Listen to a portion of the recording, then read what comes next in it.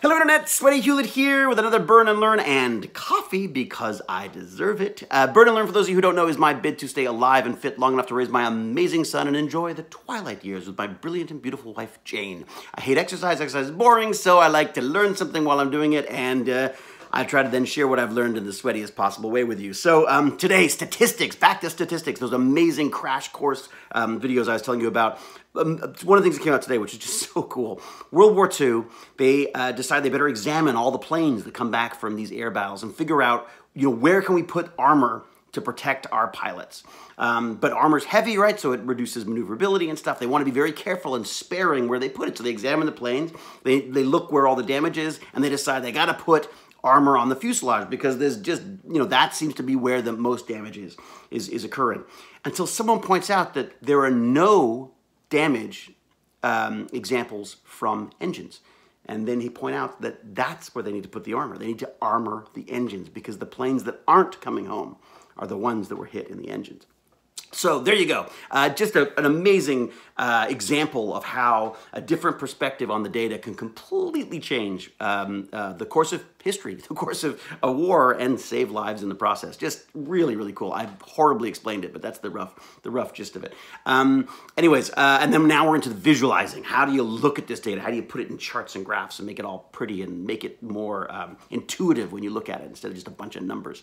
So that's what I've been learning today. I've been struggling. I was going to sit down and start doing some education stuff and maybe even some astronomy, just something I feel like I have just committed a terrible parenting fail. We went to see Bratlett's teacher last night who presented us with this massive stack of paperwork of homework that had not been completed. It had been partially completed, it had been badly completed, haphazardly and certainly messily done.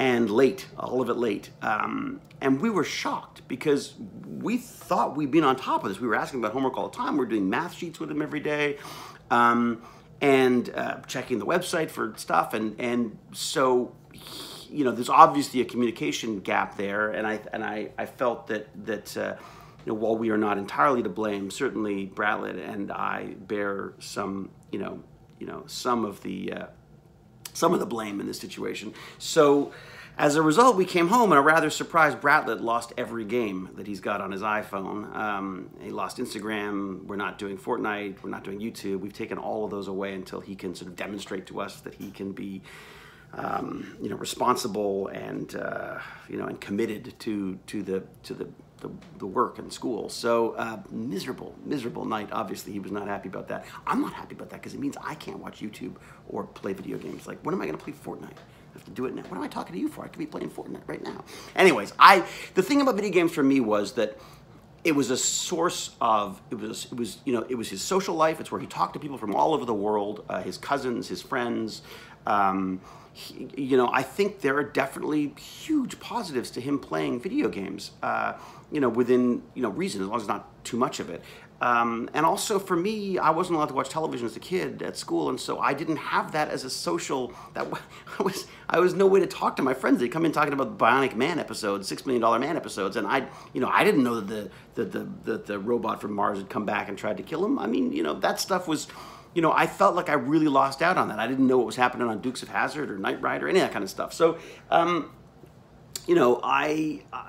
I felt like I was operating at a social disadvantage at school, and I didn't want Sebastian to go through that with video games because that is the language of the world right now amongst kids. You can walk into any room, start talking Fortnite, and they will engage, and I think that's very, very valuable. But I don't know what else to do. Like I feel like there's got to be some form of punishment. Not punishment. There's got to be a way of removing distractions. And so we've removed these distractions. I suppose it's not a punishment. It's a punishment.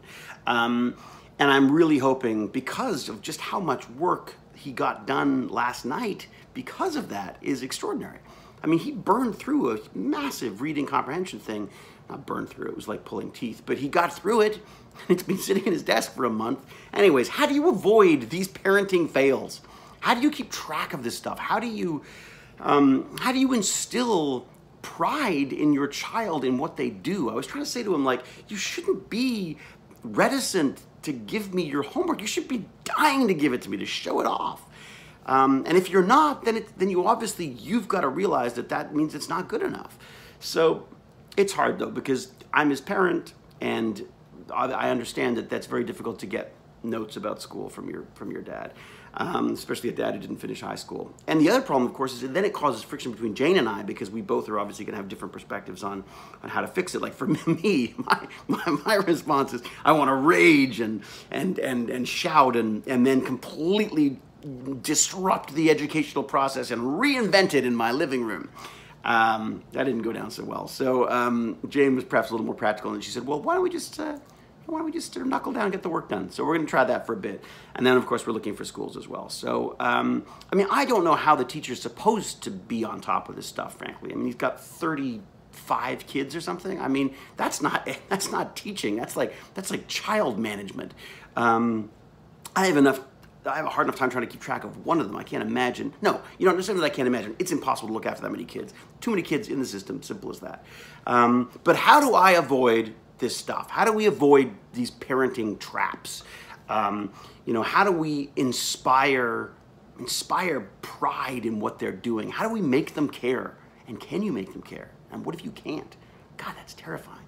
Anyways, things to think about. I would very much welcome your thoughts on this. And thank you for this. I got to say, I came into this with the express purpose of just guilting myself into exercising. I thought, if I don't exercise, it's like telling all of my fellow nerds that I have failed today. And so that has kept me going with the exercises. But what has happened, as always, with the wonderful YouTube community is I have been sucked in. And I find this so therapeutic and so, just invigorating, being able to share this stuff and discuss this stuff with everybody. And I really appreciate everything that everyone has contributed to this stuff. So thank you. And as I say, I'm going to work on a live one soon. I'll figure out how to do that, and then I will be sweaty live for you at some point. Lucky you. So until we geek again, sweating out, here I come. Cheerio.